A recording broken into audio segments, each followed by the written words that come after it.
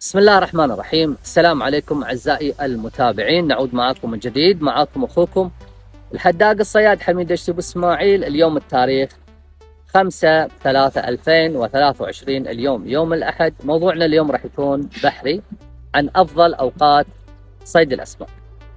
أفضل أوقات صيد الأسماك أعزائي المتابعين اللي هو فترة المد، اللي هو الهاي تايد أو السجي، أول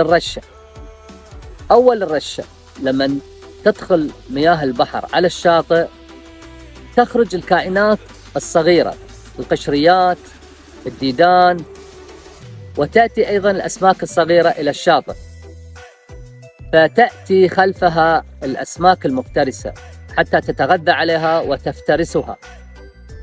ففي هذا الوقت، وقت المد أو الهاي تايد أو السجي، يكون أفضل وقت لصيد الأسماك المفترسة الكبيرة.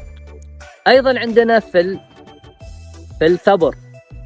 الثبر اللي هو الجزر أو اللو تايد، يكون أيضا أفضل فترة لصيد الأسماك، لأن الأسماك الصغيرة، القشريات والكائنات الصغيرة تضطر أنها تلجأ أو تخرج مع البحر، مع المياه، ترجع إلى الأعماق.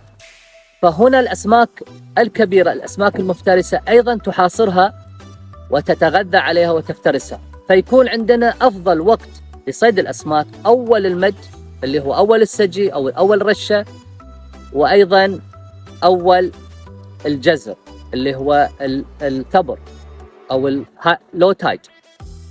فهذا الوقتين أفضل أوقات لصيد الأسماك. وعندنا أيضا في فترة الحمل عندنا تكون التيارات قوية، فالأسماك الصغيرة لا تتحمل التيارات القوية فتلجأ إلى الشاطئ.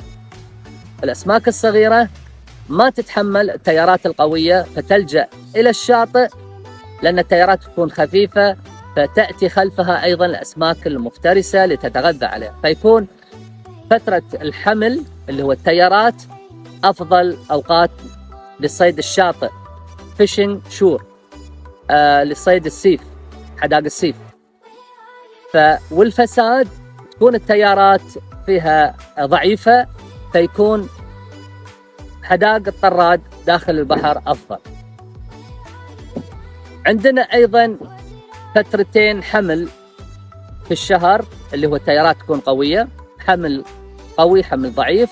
عندنا أيضا فترتين فساد في الشهر، يعني التيارات تكون قليلة. فإذا حبينا نذهب للحداق أو للصيد، نراقب هذه الأوقات القمرية أو الأشهر القمرية، حتى يكون إن شاء الله الوقت لصيد الأسماك يكون مناسب، للحداق يكون مناسب.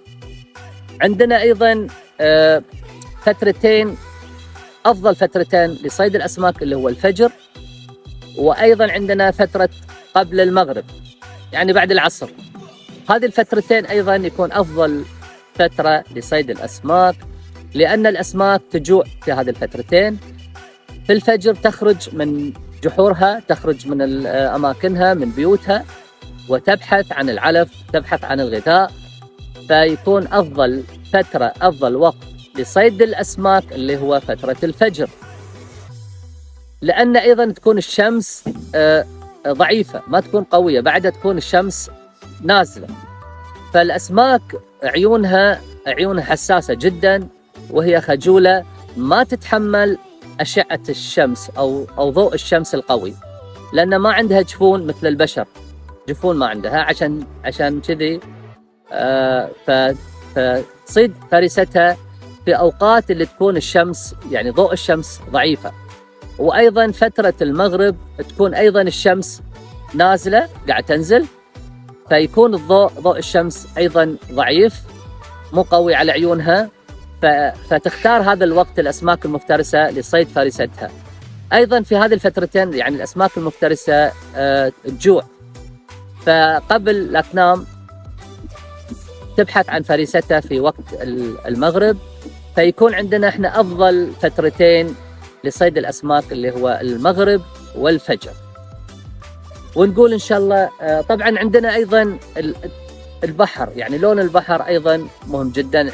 عندما تكون البحر يعني لونها خابط أو لونها عكر تكون أفضل أيضا للصيد من الماء الصافي.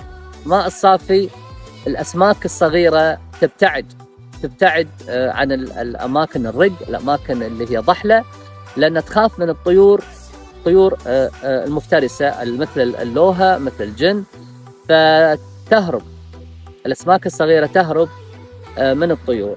علشان كذي أفضل أوقات لصيد الأسماك أيضا لما تكون المايه تكون البحر يعني طينية أو عكرة أو دلخة احنا نقول.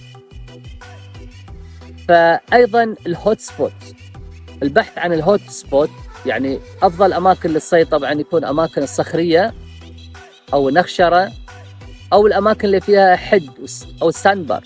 هذه الأماكن الهوت سبوت يعني اللي هو اختيار المكان أيضا يكون مهم جدا لصيد الأسماك. وإن شاء الله نقول صيد وفير، ونقول أهل البحر يعيشون. معاكم أخوكم الصياد الحداد حميد الشتي، مع السلامة.